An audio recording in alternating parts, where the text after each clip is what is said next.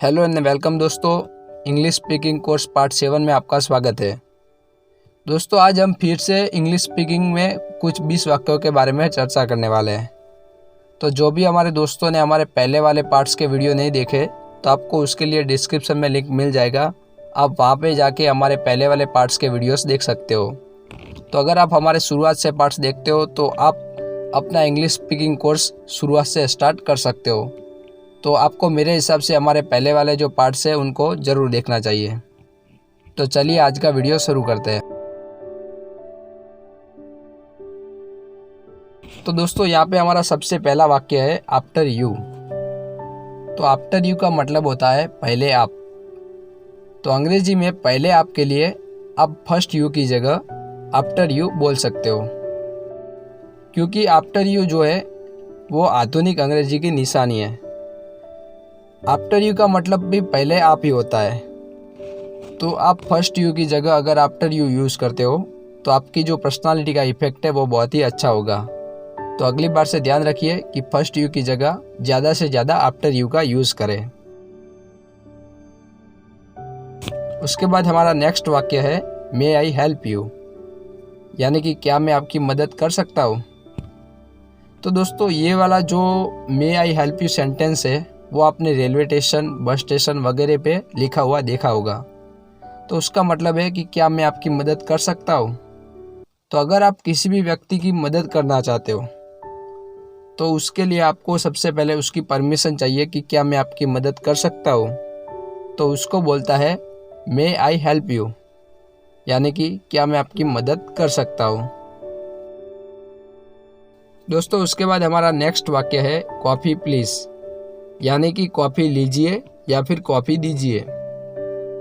तो अंग्रेजी में दीजिए और लीजिए दोनों शब्द के लिए वस्तु के नाम के साथ प्लीज़ जोड़ा जाता है। मान लीजिए आप कहीं पे चाय की टपरी पे बैठे हैं, तो वहाँ पे अगर आप चाय ऑर्डर करना चाहते हैं तो आपको बोलना है टी प्लीज़। या फिर आप किसी को चाय दे रहे हो, अपने घर पे कोई मेहमान आया हो और अगर आप उसको चाय दे रहे हो तो उनको बोलना है टी प्लीज़। तो वहाँ पे टी प्लीज़ का मतलब होता है चाय लीजिए।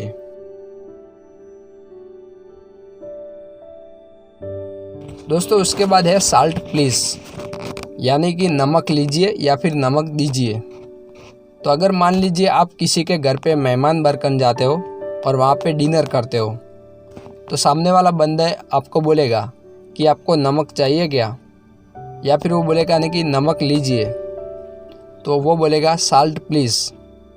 या फिर आप उनसे अगर नमक मांग रहे हैं तो आप बोल सकते हो साल्ट प्लीज़। तो वहाँ पे उसका मतलब होता है कि मुझे नमक दीजिए। दोस्तों उसके बाद है चेंज प्लीज़, यानी कि छुट्टे पैसे दीजिए या फिर लीजिए।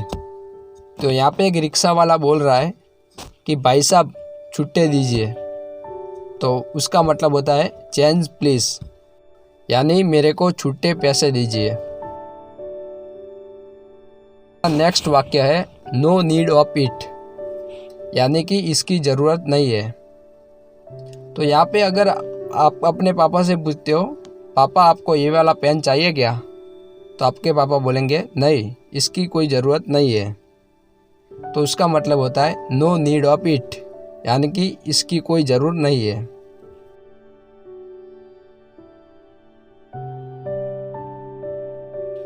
उसके बाद हमारा नेक्स्ट वाक्य है एज यू लाइक, यानी कि जैसी आपकी मर्जी। तो यहाँ पे एक वाक्य है कि पापा मैं आपके साथ चलूँ क्या। तो पापा बोलते हैं कि जैसी तुम्हारी मर्जी, कि तुम आना चाहते हो या नहीं आना चाहते, जैसी तुम्हारी मर्जी। तो उसको अंग्रेजी में बोलते हैं एज यू लाइक, यानी कि जैसी तुम्हारी मर्जी।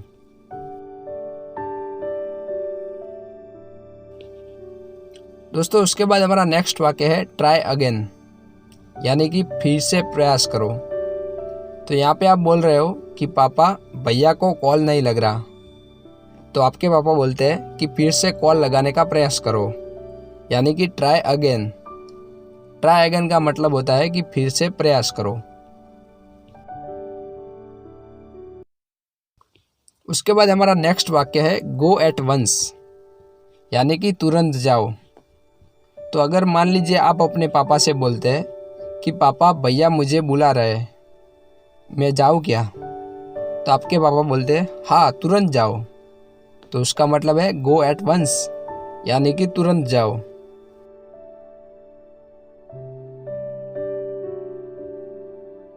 दोस्तों उसके बाद हमारा नेक्स्ट वाक्य है लुक हियर, यानी कि यहाँ देखो।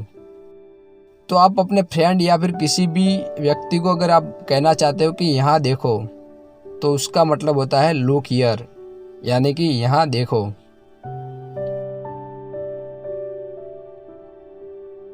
दोस्तों उसके बाद हमारा नेक्स्ट वाक्य है गो स्ट्रेट, यानी कि सीधे जाओ। तो अगर आप कोई भी अनजान व्यक्ति, यहाँ पे एक वाक्य है कि आपको कोई अनजान व्यक्ति बोलता है कि भाई साहब एटीएम किस तरफ है, तो आप उनको बोलते हो कि सीधे जाओ, वहाँ पे एटीएम है।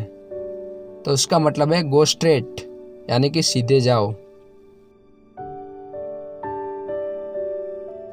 नेक्स्ट वाक्य है कम हियर, यानी कि यहाँ आओ। तो यहाँ पे एक हमने वाक्य रखा है मनीष कम हियर, यानी कि मनीष यहाँ आओ। तो यहाँ आओ उसका मतलब होता है कम हियर। तो इस बात का ज़्यादा ध्यान रखिए कि कम हियर का मतलब होता है यहाँ आओ।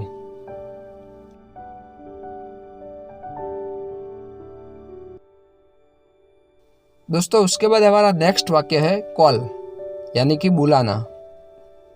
तो अंग्रेजी में कॉल का मतलब फोन करने के साथ बुलाना भी होता है। यहाँ एक वाक्य है कि कॉल रमेश, यानी कि रमेश को बुलाओ। तो कॉल का अर्थ बुलाना होता है। ऐसे तो कॉल का अर्थ फोन करना की भी होता है, पर यहाँ पे कॉल का अर्थ है बुलाना। कॉल रमेश, यानी कि रमेश को बुलाओ। उसके बाद हमारा नेक्स्ट वाक्य है गो, यानी कि जाओ। तो आप अपने पापा से पूछते हो कि पापा मेरा दोस्त मेरे को बुला रहा है, क्या मैं जाऊं? तो आपके पापा बोलते हैं कि जाओ। तो जाओ का अर्थ होता है गो। तो इस बात का ध्यान रखिए कि गो यानी कि जाओ। तो यहाँ पे आपके पापा आपको बोल रहे हैं कि बेटा तुम जाओ, तो उसका अर्थ होता है जाओ, यानी कि गो। नेक्स्ट वाक्य है लिसन, यानी कि सुनो। तो लिसन का मतलब है सुनो। यहाँ पे एक वाक्य है कि मेरी बात सुनो, यानी कि लिसन टू मी। हमने हमारे पार्ट 6 में भी आपको बताया था कि लिसन टू मी का अर्थ होता है सुनाना, यानी कि मेरी बात सुनो। आप किसी का भी ध्यान अपनी तरफ करने के लिए लिसन टू मी का उपयोग कर सकते हो, यानी कि मेरी बात सुनिए, उसका अर्थ होता है लिसन टू मी।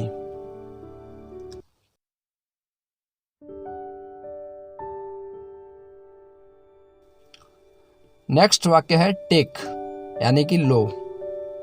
तो आप किसी भी चीज को, किसी भी व्यक्ति को ऐसा बोल रहे कि ये चीज ले लो, तो उसको बोलता है टेक। टेक यानी लेना। तो यहाँ पे एक वाक्य है कि आपको एक बंदा बोलता है कि मुझे कौन सी फाइल लेनी है आपसे, यानी आपसे मुझे कौन सी फाइल लेनी है। तो आप बोलते हो कि ये लो, यानी कि टेक इट, यानी ये वाली फाइल लेनी है।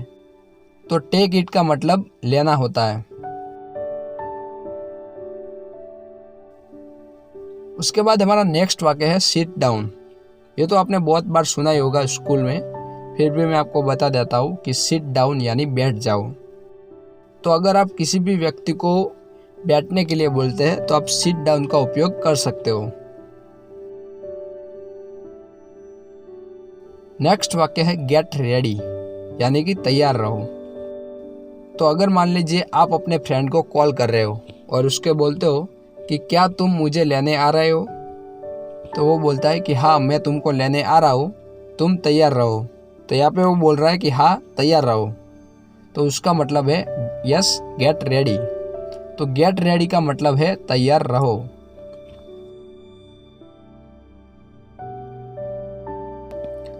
नेक्स्ट वाक्य है फॉलो मी, यानी कि मेरे पीछे आओ।